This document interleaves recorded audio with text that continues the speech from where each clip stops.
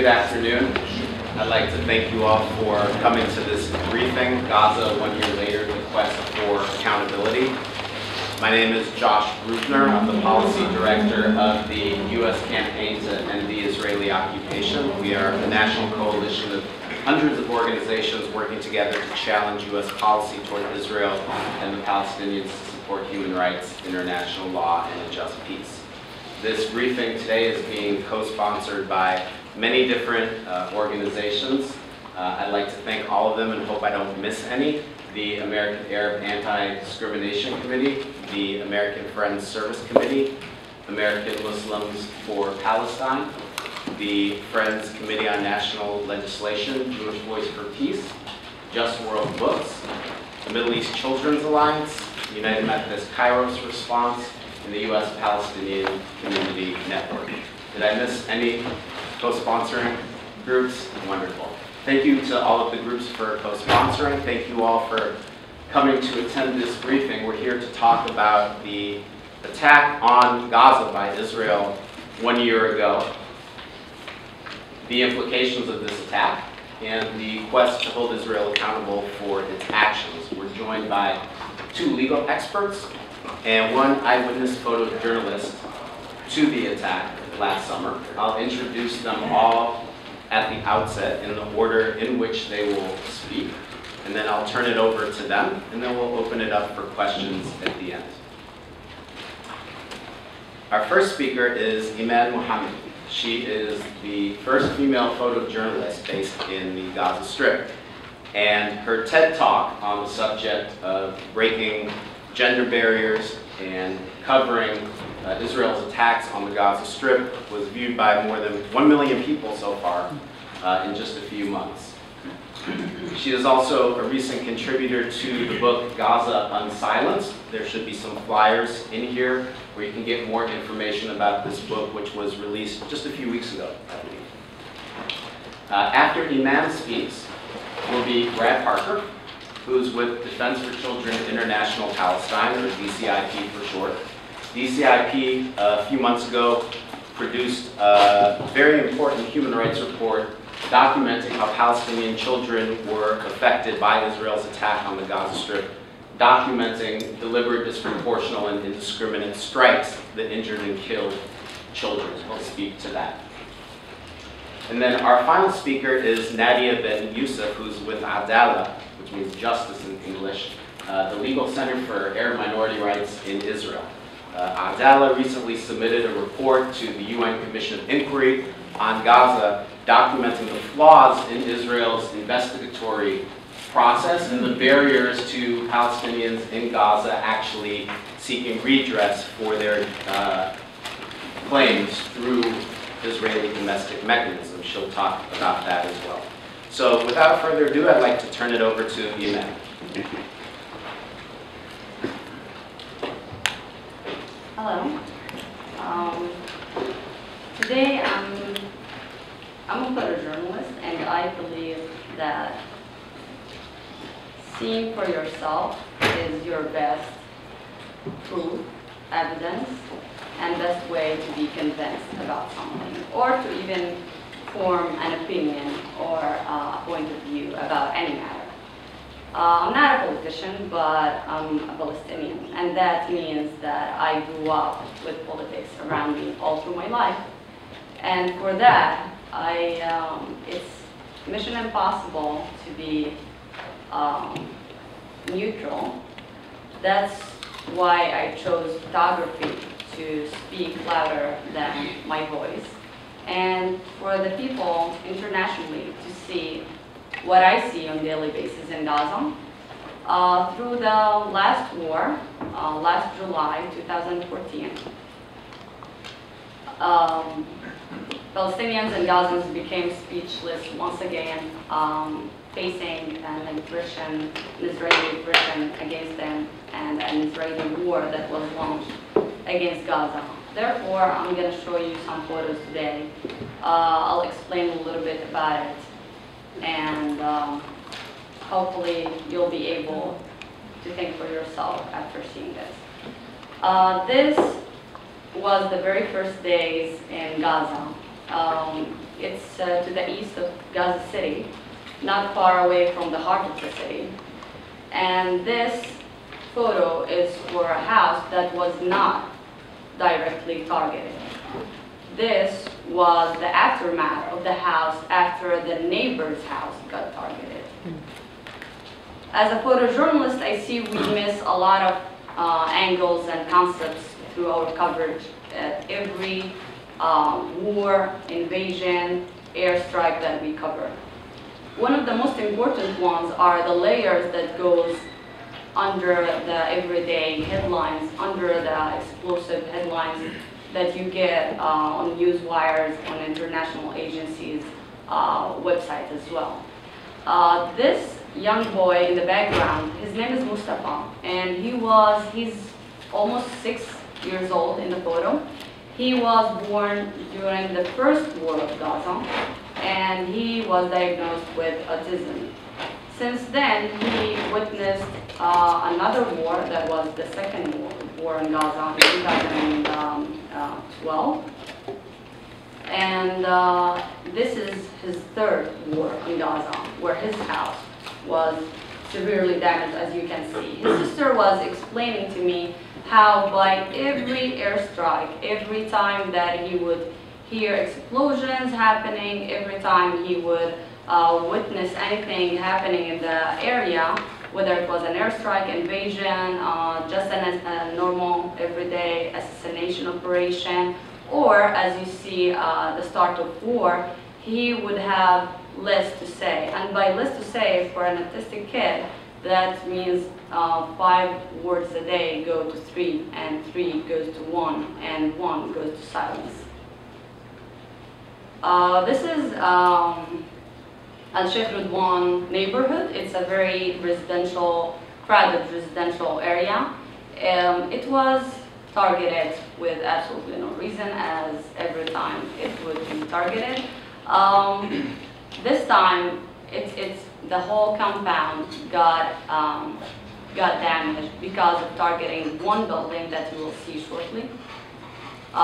This was the aftermath on the neighbors' buildings after the one on the other side that you can see now was targeted with what they call it, a rocket that is launched for direction. It gives direction, the F-16. They call it a warning, like knock on the roof technique. They call it a warning technique, so they would warn the people to get out just in case they didn't hear the phone ring when they called them, or they didn't have enough time. So they give them enough time by targeting their house with a smaller rocket. That rocket, what they don't announce is that rocket is as deadly as the F-16, only that the F-16 would flatten the whole place to the ground and affect the neighbors' houses, but it's still as deadly as the F-16. It does cause death, of course, and it can kill a whole family, as you will see in the following photos, at once. By the very first week of the war, most of us were in denial, and I'm just speaking from a personal angle, from personal experience. Most of us thought this is just an operation, an escalation, nothing is going to happen. It had only been 1.5 years. We have a 3 years date, not a 1.5 years. So that's the very disturbing mentality that Gazans got pushed into, where we can't actually accept the fact that we're getting targeted again without a warning at this point, without a good excuse. Gaza turned into this abused woman that was told it's her fault for so long that we actually started to accept the fact that this is what I did wrong. So even though the rockets did not start 68 years ago or 67 years ago, when the occupation started, we still believe, okay, if a rocket gets launched and targeted Israel, we're going to have something back. At this point, no rockets were launched for almost a year, and we still had the third war. In this photo, this mother, it was a funeral for 5 young guys. They were friends meeting after iftar. It was Ramadan back then, and they were meeting after iftar. And to us, it was one more funeral that we are warming up and starting to cover. To her, it was her third son who gets targeted in the exact same way. Not a militant. He was 19, and he was just meeting a friend of his. And that's when assassination operation took place. The car got targeted, 5 people got killed, no names, no big names, no militants, no personality that got assassinated, declared or announced by the Israeli military. In this photo, it was a militant, but he was a security guard kind of militant. He was securing a compound that is supposed to be a police compound. The airstrike took place. He and his colleague got killed. A sister of a murderer, as we call it, she is from the same family as you saw previously. This was the house that got targeted, and because of it, the whole neighborhood in Sheikh Ridwan area got damaged. And this was known on the media afterwards as Dollhouse. It was colored beautifully. And as you see, the damage is so severe that it's hard to just rebuild parts of it. Most likely it's going to be turned down, all of it. This guy, his name is Iyad. He was a newlywed waiting for his first baby, the baby's room. All got damaged. This family is from Al-Salatin area. It's up to the north of Gaza, northern Gaza. Al-Salatin area is very known that every time there's an invasion, any kind of military escalation, it gets the warnings in flyers, in the form of flyers, thrown on the houses of civilians, telling them by the Israeli military to leave to avoid getting killed. The thing is, these people left 3 times before, and every time there's an invasion, that they ran out of options, they started to camp at the UNRWA schools, and that's where they actually suffered from several incidents where the military targeted the schools as well. This is how it looks after an F-16 targets place. This house was targeted by a 1 rocket of F-16, and as you can see, there's absolutely no way to see anything left of the house. This was from the very first week, so they had the whole technique of 5 minutes call, where they give the family 5 minutes to evacuate. Nothing can be taken from the house, of course. And again, this is just the destruction of your neighbors or the neighbor of your neighbor house getting targeted. This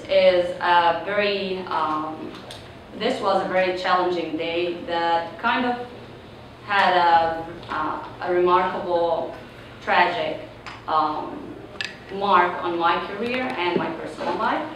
This is the family of Kawaria.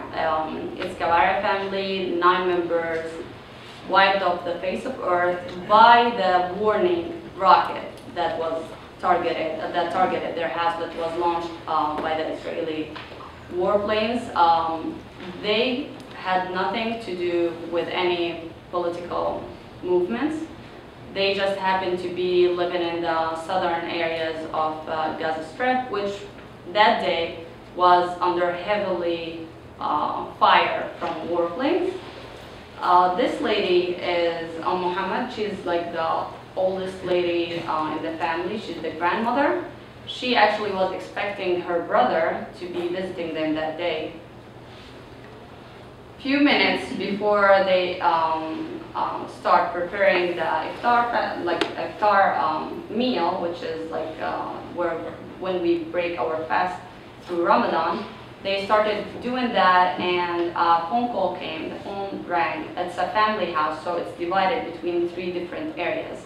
Everyone is connected to the other with one room or like a hallway, but they are 3 different houses, almost like no space between them. So one of the houses got the phone call. They had 1 minute to evacuate. They were not able to let the others know.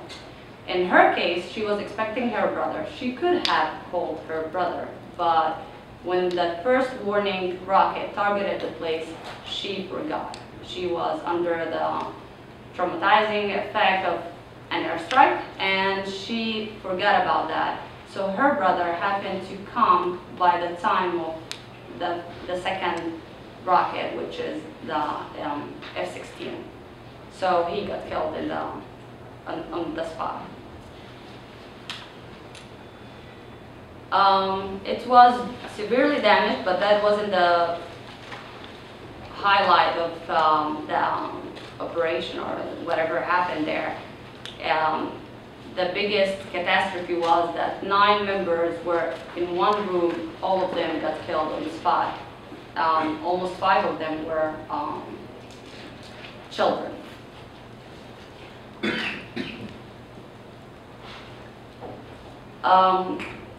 Never again is supposed to be a symbolic phrase that people repeat whenever they experience tragic events or tragic catastrophes as war or any man-made disasters from that same aspect. In Gaza, never again is more of a very desperate prayer that we make. So in this war, it was not never again in the attitude of resilience or resistance. It was more of God, please, never again. That day of the whole targeting of Kawara family's house, it was a long day, and for me personally, maybe that doesn't, I wouldn't say that on my website, but I'm a mother of 2. And as a Palestinian, I have to cover the conflict. It's a must, it's part of my obligation. I feel very committed to that. As a mother, I want to secure my kids and make sure that they are safe and sound. That day, I came back from covering the massacre, and I wanted to kiss my kids goodnight. I'm a horrible mother at that. I'm never there for the bedtime story. One more night that my mother actually tucked them in bed. That day, I wanted to go to this is my youngest daughter. Her name is Latine. She was 1 year and a half. I went to her room, wanted to kiss her goodnight. The electricity was off, which is a whole different thing that we have to suffer from and go through, is that the electricity, the power is out for 8 hours per day. During war, we expect that to be a luxury if we get 8 hours per day. That's amazing. We actually barely see the electricity for 2 hours or 1 hour, sometimes never through the day. Instead of kissing her goodnight, I found her pillow and blanket covered with blood. It was a very brief moment, but it felt like it lasted a whole lifetime. I looked carefully and I couldn't find her. I was checking the whole room by my phone flashlight, and she was on the other side of the bed. At that moment, I could swear that I thought every single mother I saw saying goodbye for her baby during a funeral, and they thought it's karma. I deserve it. I've been there. I've always covered babies being taken away from their mothers, putting them in a grave, a cold grave, and saying goodbye. And that's my turn. Palestinian, it's obviously a must, part of our heritage. So blood was gushing out of her mouth, and obviously she was still there. I as a mother, motherhood instinct kicked in, and they just wanted a button to undo whatever was happening. I took my daughter, I jumped into the shower, and I poured cold water on her. I just wanted to stop seeing blood on her face. And ironically, thank God, that actually worked. She started crying. It was a relief. I knew she was still there as long as she's crying. Minutes after, she started to turn blue. No hospitals were allowed or possibly for them to take her in because she was suffering from something internally. They could not see. She was not injured from any any part of her body that you can actually see and say, okay, she's bleeding because of this. What happened that day is my very safe place and my very safe neighborhood got targeted with 5, what we call it, oxygen bombs. And what these kind of bombs do, it's not the technical name, but that's like the name we have about it, is that they suck out the oxygen from the building that it would collapse in a blink of an eye. And it doesn't, it's very, it's illegal to use it. It's along with 1 million kind of weapons that are being used in Gaza. And her body could not, following afterwards, we knew that her body could not take the pressure as a baby. She just started bleeding from the inside. We were not able to evacuate her immediately. She was not able to get the medical attention that she needed. It took us a week to do so. Ironically, again, because my daughter is a US citizen, she was privileged to live, to have a second chance to even dare and live. A lot of kids did not have that chance. I know for sure that a lot of my friends' kids did not even have a chance to be examined properly to see what happened to them in so many incidents that happened all through the war. Latine was admitted in the hospital here in the US 2 weeks after. That's her voice. And her bleeding turned into an infection. The infection turned into a tumor, and it took us almost 3 to 4 months to be able to breathe and make sure that she's not going to slip away. My personal experience is not supposed to reflect on all the Palestinians in Gaza, but it's actually supposed to give you a small peek to what it is to be a Palestinian and privileged to have any additional nationality. I can't imagine if she was just Palestinian, what her chances in having a decent life would be. And that, as a mother, as a Palestinian, as a human being, makes me feel it's outrageous. With this, that was the very last thing I saw from Gaza. I was not able to go back, and I was in a position that I had to make such a hard choice, where I put down my cameras, picked up my daughter, and evacuated. Thank you so much. So, my name is Brad Parker, as Josh introduced me. I work for Defense for Children International Palestine. It's a local Palestinian human rights organization. We have our main office in Ramallah, and we have offices in Nablus and Hebron, East Jerusalem, and Gaza Strip. So we have field workers and staff throughout the occupied Palestinian territory. I'm a US trained lawyer. I work specifically on with our monitoring and documentation units and our attorneys that represent kids in Israeli military courts and Palestinian Authority courts, looking at the evidence that's collected, the affidavits that we collect, the eyewitness testimony, and analyze the different trends that we see when it comes to the situation for Palestinian children in the occupied Palestinian territory. So what I'll talk about today focuses specifically on attacks in Gaza last summer. We produced a report, as Josh mentioned, in April. I think we published it, looking specifically at child fatalities in Gaza as a result of Operation Protective Edge, which started on July 8, 2014 and ended with a ceasefire agreement on August 26th.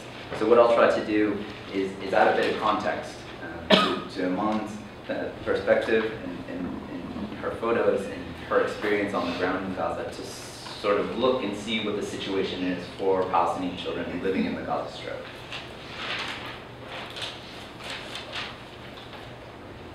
So the first observation is that there is no safe place for children in Gaza during military offensives. What happened last summer is not something new. This has been a cycle of violence and repeated Israeli military offensives on Gaza, really going back to 2006. In 2008, you had kind of a low-grade intensity conflict that killed 33 children.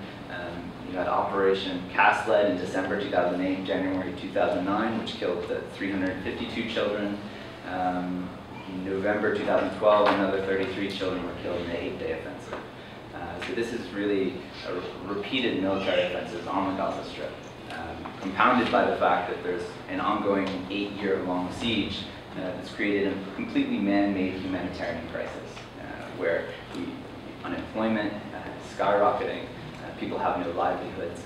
It's a very dire situation, humanitarian situation in the Gaza Strip that's completely man-made. One of the key concerns that we have as a child rights organization is the population of Gaza is extremely young.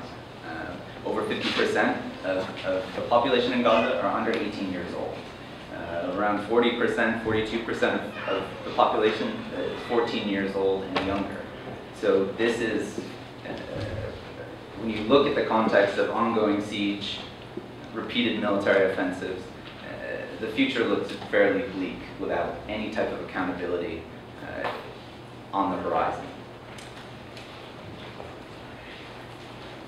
So I'll just kind of sketch out some figures from our report.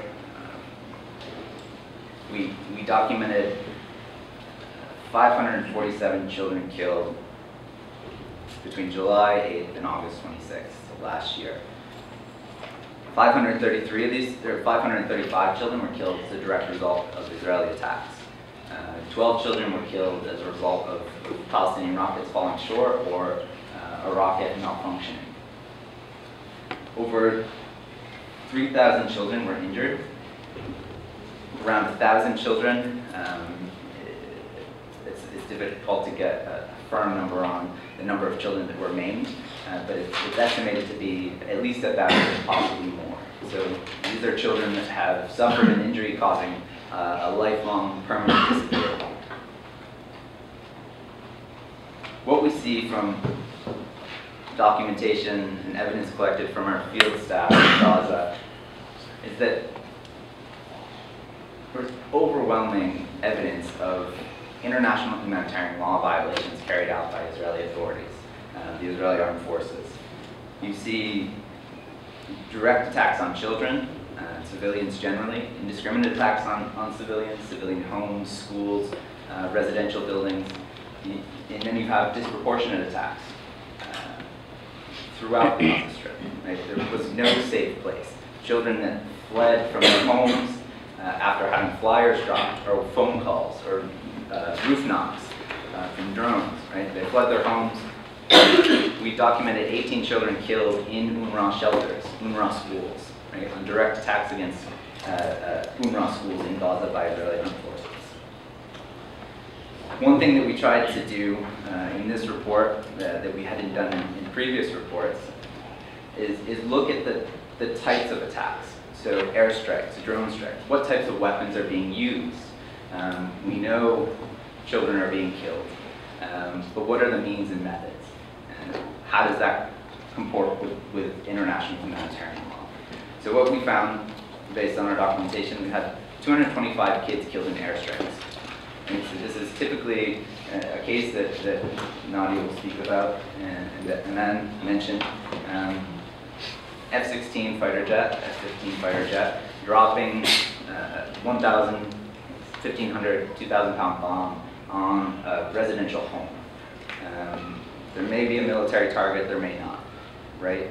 The entire home is leveled, an entire family is killed, dozens of people injured.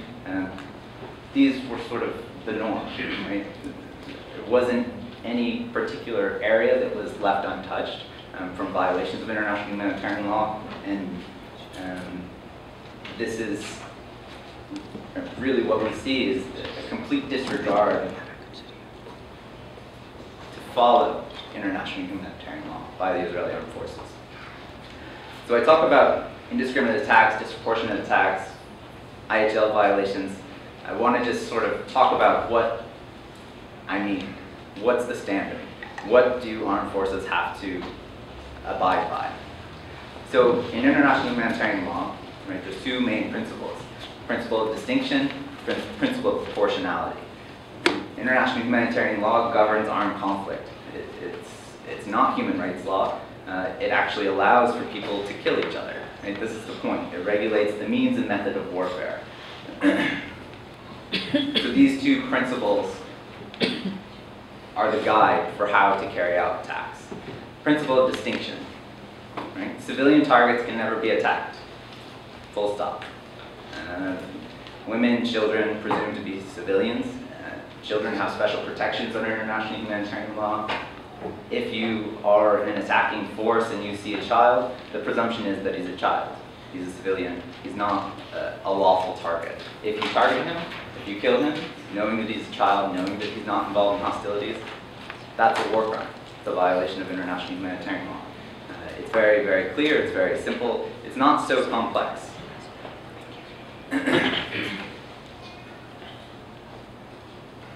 So the same goes for civilian structures.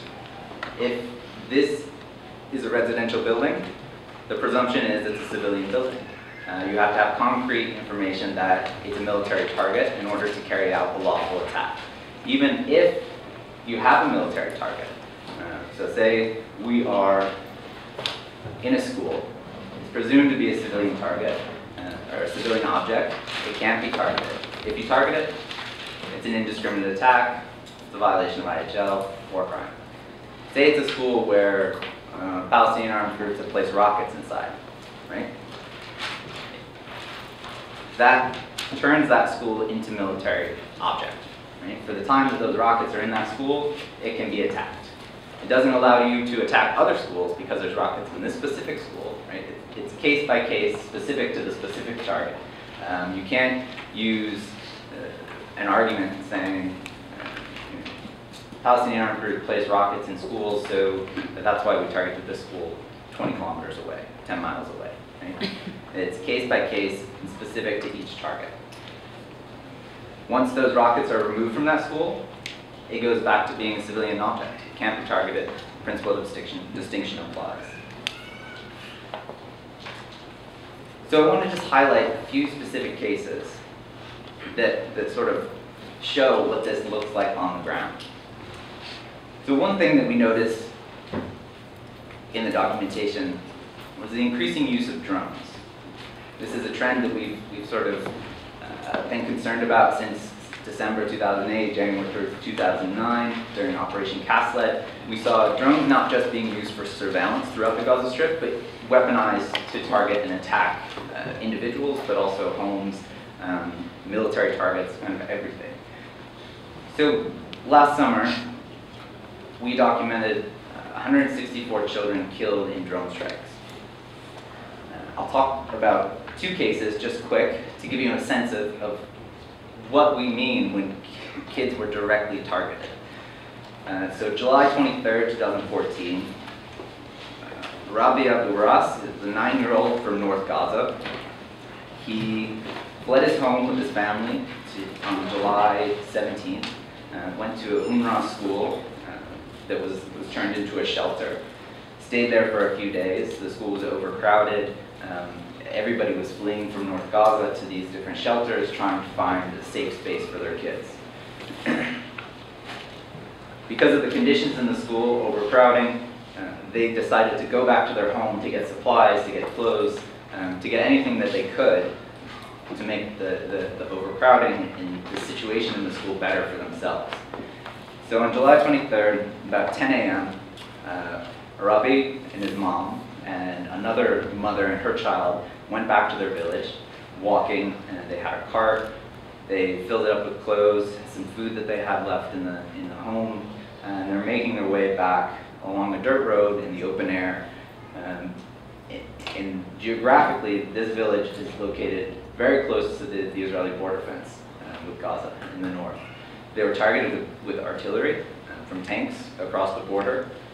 All four were injured. When Rabi saw his mom fall to the ground, he took off to an ambulance that was about 400, 500 feet down the road. As he was running, a drone missile hit him directly, killing him instantly.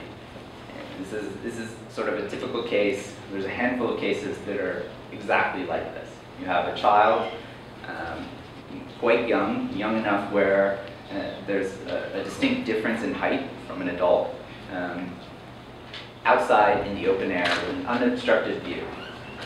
Drone strike hits them directly. Another case was on August 24th, the Judah family. So this was a case where a mother and her 5 kids were outside in the yard, open air, during daylight hours. Drone strike hit them directly in the vicinity where they were sitting, and 4 children were killed along with the mother.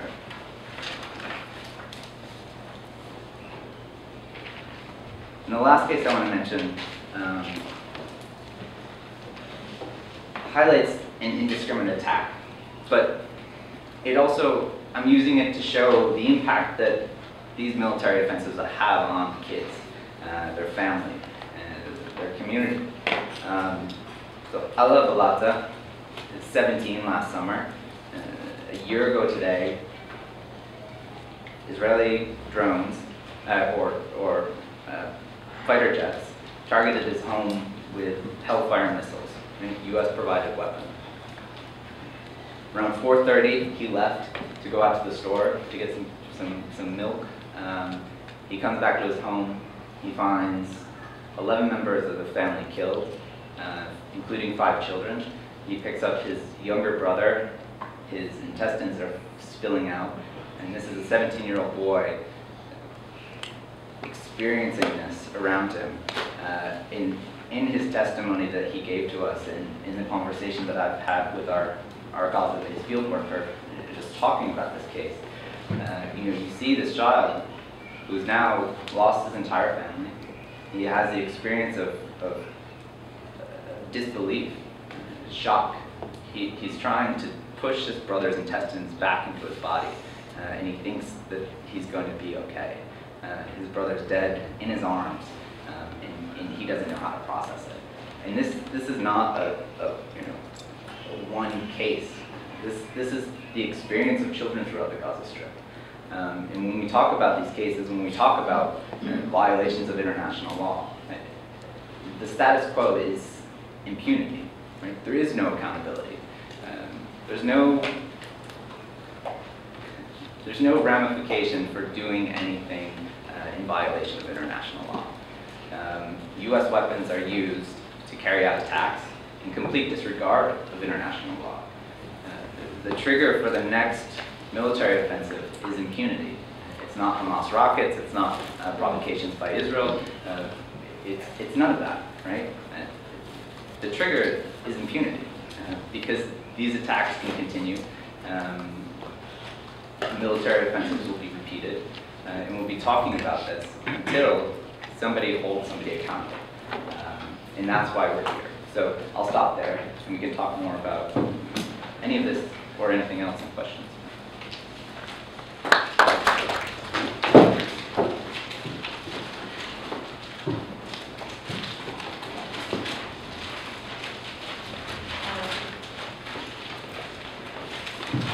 It's really hard to go last.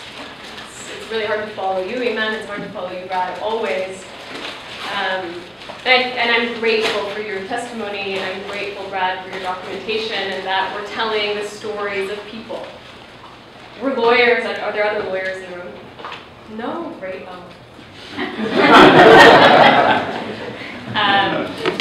No, but this is, these are human stories. And so thank you for you all for being here and for listening to these stories and hopefully doing something to answer the question that Brad asked at the end of what to do. I think if we can remember one thing, the trigger is impunity is perfect. The reason we're here is to talk about accountability, what can be done. What can be done with these stories. I'm going to start, and I'll introduce myself a little bit later, because I actually had at the very beginning of my talk to speak about the Kouare family. The Kouare family is a case of Adalas. Adala is a legal center. We are a Palestinian human rights organization based in Israel. So it's a unique position where we take cases from working with partners who are based in Gaza, the Advocacy Center for Human Rights, Palestinian Center for Human Rights, and take those cases through Israeli legal channels. So that's our main work, is how do you use or can you use Israeli legal channels to hold Israelis accountable for these acts, knowing, of course, that that's not possible. We'll talk a bit about that. And why then lawyers continue to do that. Why do we continue to use those channels? And I'll say that in many ways it's to tell this story. It's to tell the story that the channels available do not work, that impunity indeed is systemic, it prevails across the board, and as Brad said, the impunity is the trigger for the next offensive. We talk about accountability because we're asking for non-repetition, for never again, as Iman said. So just to talk a little bit about the Kouare family, because it tells both about the methods of the attacks that Israel used, but also the investigation, which is what I'm going to focus a bit on. So you heard the story and you saw the pictures. It was the 8th of July, 2014, a really important day for the people in this room. Again, this was a 3-story building, 5 families lived there. The wife of the eldest son, Odeh, got the phone call from the Israeli military. So this is the warning. Under international law, as Brad was saying, warnings is one of the obligations of the military. Whether or not those are effective is the question. So the telephone was received, then you have the small missile, the small roof knocking it's called. Imagine, it's called a roof knocking. This particular roof knocking caused the roof to collapse. This roof knocking caused the roof to collapse. So you have, imagine a situation, you have 5 families to get evacuated, the roof has just collapsed, so the small missile created a huge amount of damage. People who did evacuate would leave, there were others who came back, thinking, of course, this is it, this was the attack, when the bomb was dropped on the home. 9 civilians killed, 6 children. So Adala and Al-Mizan, our partner in Gaza, filed a complaint immediately. So what we do is we file a complaint to the Military Advocate General, alleging war crimes. And as Brad said, civilian object. This is a residential home. Indiscriminate war crime. One of the impacts of this case is that in the summer of the impacts of this case of the war, the summer of last year, the UN created this independent commission of inquiry, if you've been following this a bit. So an independent commission of inquiry was created to look into these cases. They investigated the Kouare case, and they said, as they were investigating, exactly as we said, this is a civilian object, war crime. It may involve war crimes. Obviously, they're not investigating properly. They didn't have access to the Gaza Strip, but as they're looking at the facts of the case, this is what they said. The Israeli military said no need for an investigation in this case. Not we investigated and we closed the investigation. No need for an investigation in this case. The building, they said, was used for a military purpose. That military purpose is kept secret. So all of this is secret evidence. And there was a roof knocking. So one, it was a military purpose. We don't say why that was, or who that was, or when it was used as a military purpose. As Brad said, once it stops being used for that purpose, it's again a civilian object protected under international law. So they said, this is an operational thing, no need for an investigation. The second case, July 16th, This is one of the defining moments of the war for those of us who were not there, who were watching from afar in horror as this unfolded over the course of last summer. July 16th, Ahed Atef Bakr, 10 years old. Zakaria Ahed Bakr, 10 years old. Mohammed Ramis Bakr, 11 years old, and Ismail Mahmoud Bakr, 9 years old, were killed when Israeli forces shelled a beachfront on the Gaza Strip. These kids were playing soccer. It was in front of, if you saw it, in front of tons of media. It was in a public beach on the Gaza Strip. This case is critical because it shows the failures of Israel's investigative system. And this is what the Commission of Inquiry said. They looked at this case because what happened? This was one of the 6 cases that was opened. So there was an investigation on this case. And you wonder why. I mean, there was a ton of attention. Do people remember that day? Do you remember that moment, those who were following this? So there was a ton of international attention. The media was all over this. They were right there. So they opened the case. They did open the investigation. And then, after the investigation, closed. No war crimes, absolved of complete responsibility for the targeting of these children. They said the attack was this shack where the kids were playing. That was the military objective. It was used for military purposes. Though they acknowledged, even as they're writing to the lawyers of the case, that submitted this case with our partner Mizan, they said there weren't ongoing hostilities. We acknowledge that, but it was used for military purposes. And 2, we could not distinguish that these were children. We didn't know that these were children. No wrongdoing, no war crime, complete impunity. How did this work out? We submit the complaint to the Military Advocate General, and the Military Advocate General sends out a fact-finding assessment mechanism, and I'll talk about this. This is a new thing that was established in September of last year. This is an independent, quote-unquote, independent assessment mechanism, though it's within the hierarchy of the military. So it gets orders from the military, it responds to the military. This fact-finding mechanism was supposed to go out and investigate. Adela submitted 4 affidavits, 3 witnesses, 1 11-year-old survivor. They called the 11-year-old survivor to come to Erez Crossing. We have a colleague here, Gerard, who's from the American Friends Service Committee, who just came from Gaza. Erez Crossing. So they say to this 11-year-old child, come to Erez. He has no lawyer. His father could have come with him. Post-traumatic stress, 11-year-old survivor, 4 of his cousins are killed. He didn't end up coming, but they had 3 other adult witnesses.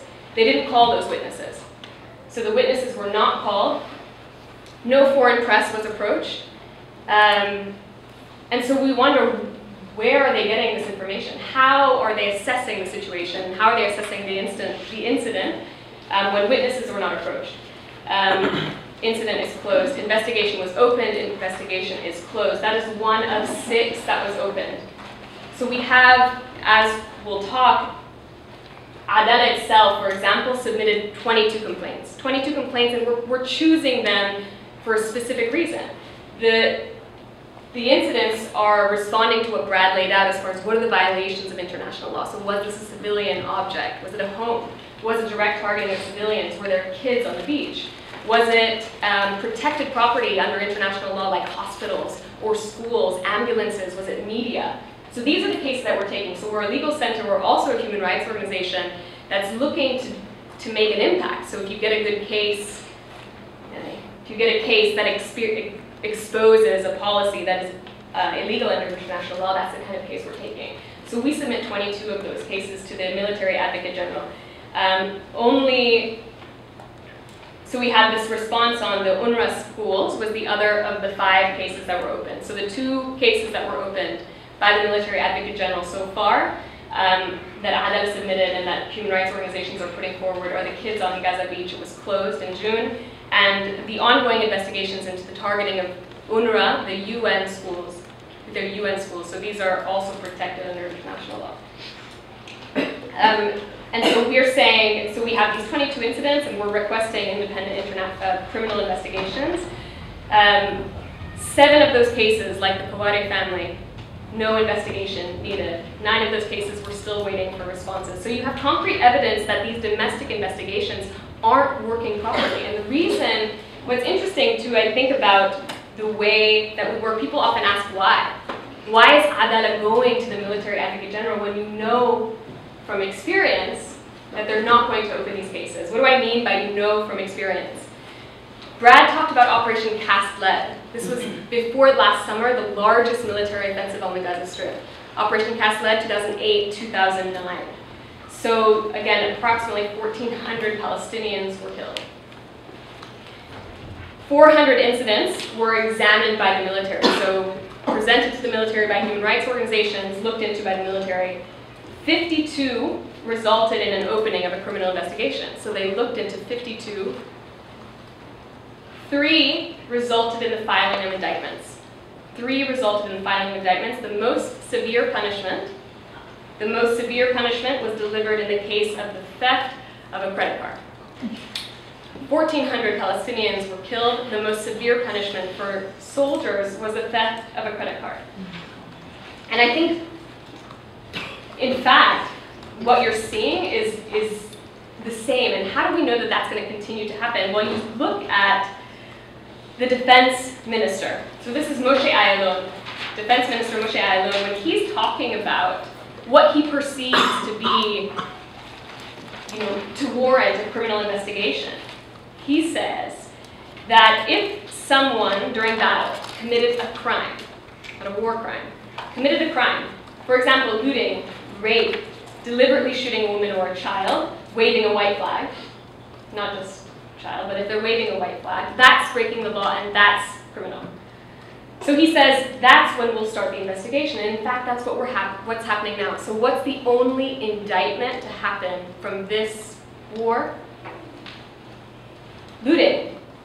The only indictment. One indictment is for looting 2,240 shekels. This is $600. From a house in Shajaiya. Shajaiya was the site of a massive, massive military incursion. Ground operation was flattened, devastated, devastated. The UN Commission of Inquiry dedicated pages to this operation and said, in fact, the entire operation looks like a war crime. The entire operation in Shajaiya looks like a war crime.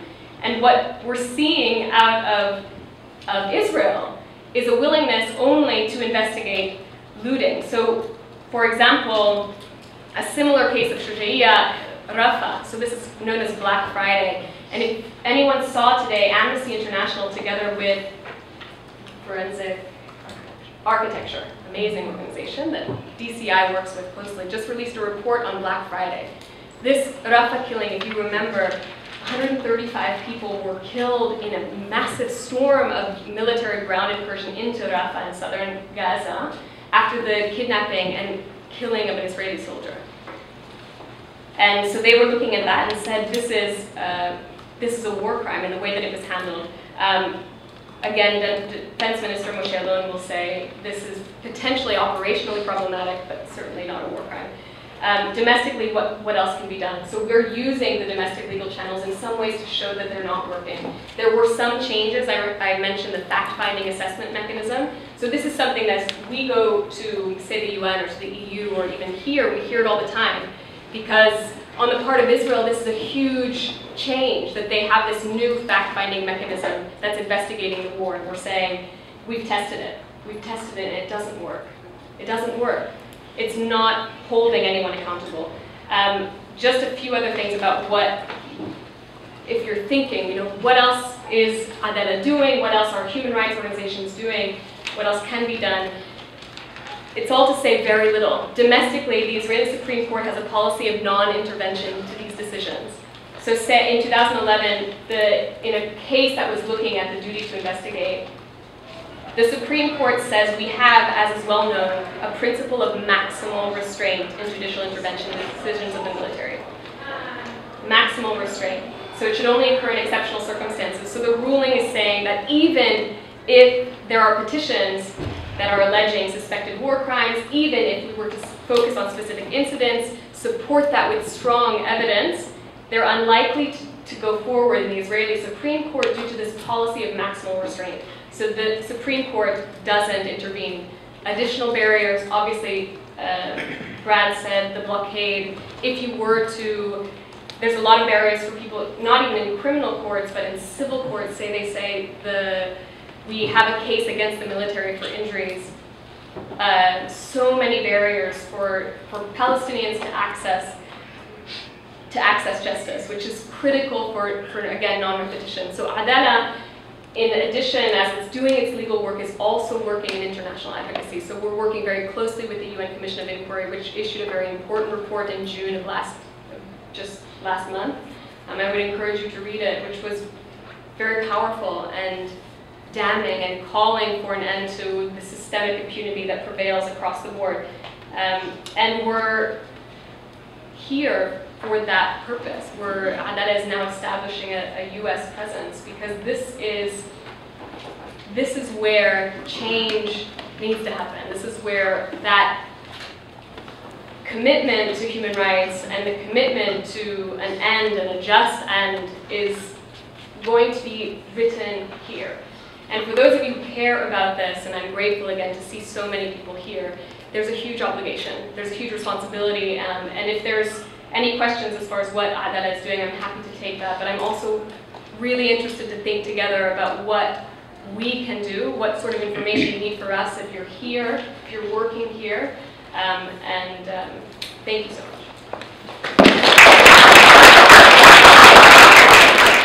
Thank you, Nadia. Thank you, Brad. Thank you, especially Iman, for sharing your personal stories and harrowing pictures from your work in Gaza. Before we open it up for questions, I'd just like to take this opportunity to do two very brief things. First, I'd like to call on Raed Gerard from the American Friends Service Committee, one of the co-sponsoring organizations, to come up here and just give us a very, very brief update on the humanitarian conditions that he witnessed on his recent trip to Gaza. And while Raed makes his way up here, I'll take care of the second housekeeping item, which segues from Nadia's comments. We have here a draft Dear Colleague letter that we are hoping members of Congress can send to Secretary of State Kerry, which enumerates a number of additional cases of human beings, of children, being killed in deliberate, disproportionate, and indiscriminate attacks in the Gaza Strip last summer with U.S. weapons. Brad mentioned the fact that DCI Palestine documented more than 200 Palestinian children being killed with F-16s, U.S. supplied weapons at U.S. taxpayer expense. There's another report from another Israeli human rights organization, Breaking the Silence, which documents Israel's wanton destruction of Palestinian civilian property, homes. 100,000 homes were either damaged or destroyed by Israel over the course of 50 days last year. Extensive documentation about how that wanton destruction was carried out with Caterpillar D9 bulldozers, again, supplied to Israel by the United States at taxpayer expense. As is documented in this draft letter to Secretary of State Kerry, we have not only international law in place, but we also have U.S. domestic laws that are supposed to prevent U.S. weapons from being used to commit human rights abuses and war crimes.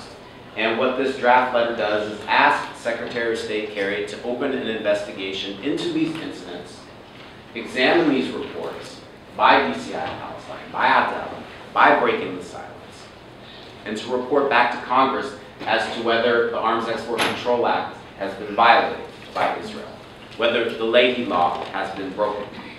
So I'm not sure I have enough copies for everyone in the room, so I would ask to prioritize these going to staffers from congressional offices or other governmental agencies that are here today. So if we could let them take these, and we'll see how many we have left over after that, and for anyone else who would like after that, please do take a copy. We will be pushing for members of Congress to endorse and sign this letter during the August recess, and for congressional offices, you should be hearing from your constituents about that during that time. So let me pass that out and ask Arad to come up and give us a brief.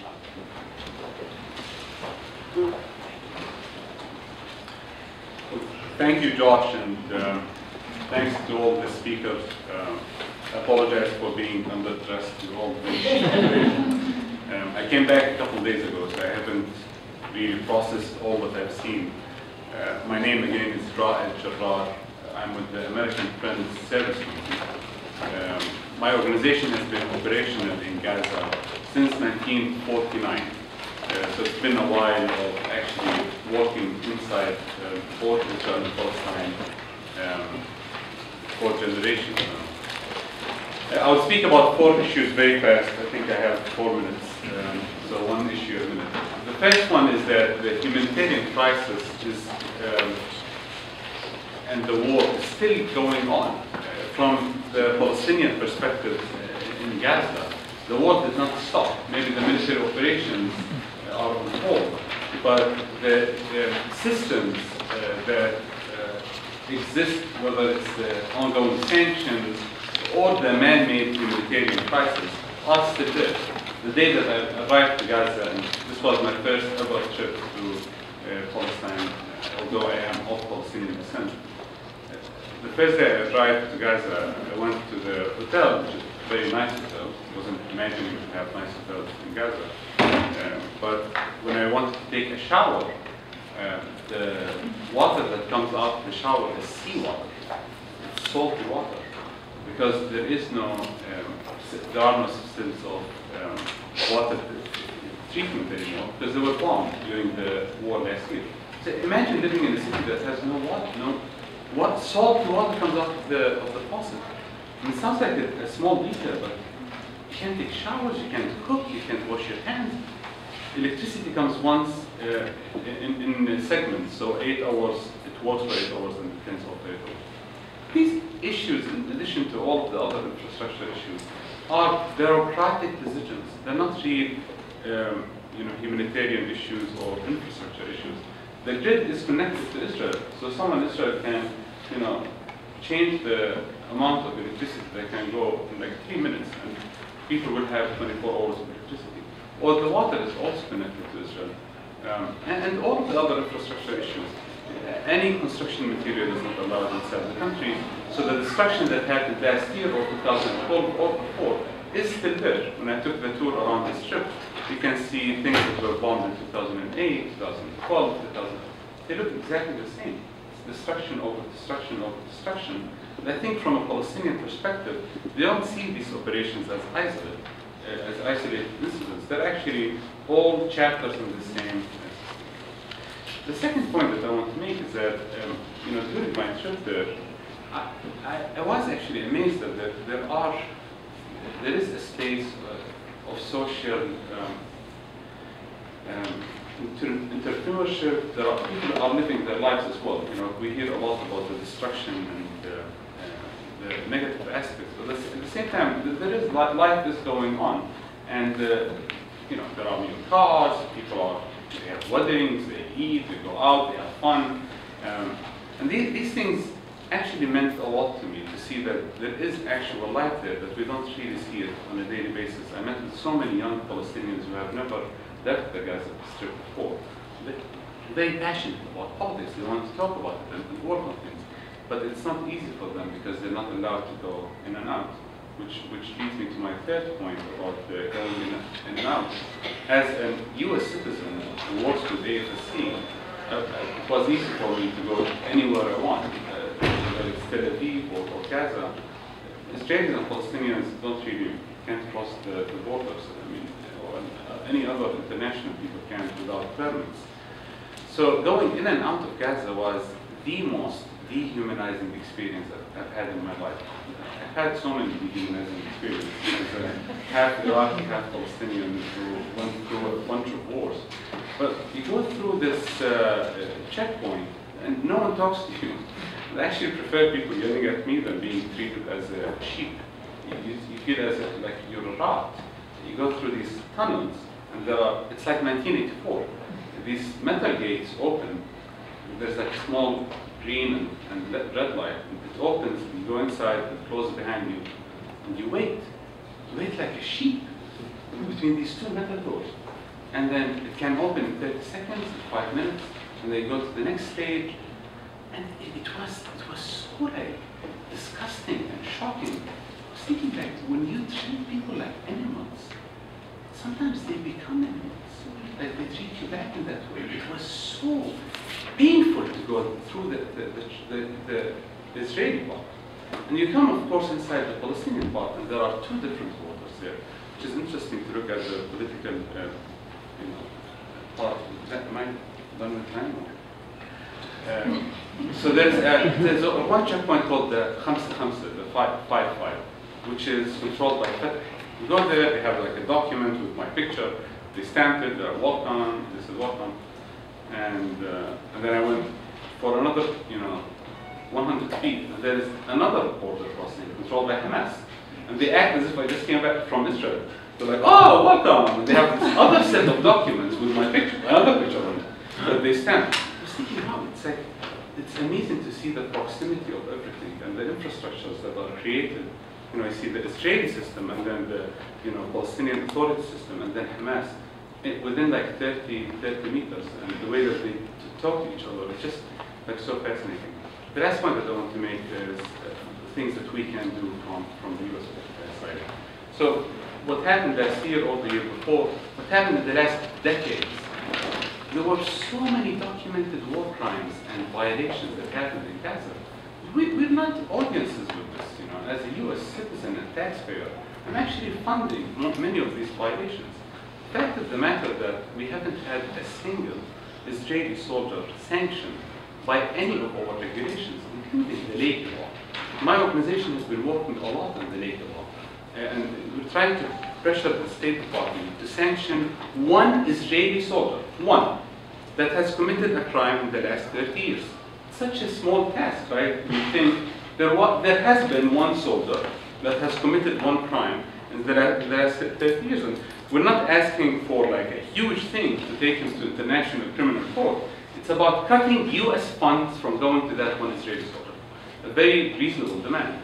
So far, we haven't had that, although there are very documented cases. I encourage all of the congressional offices here to get in touch with the State Department to ask for two things.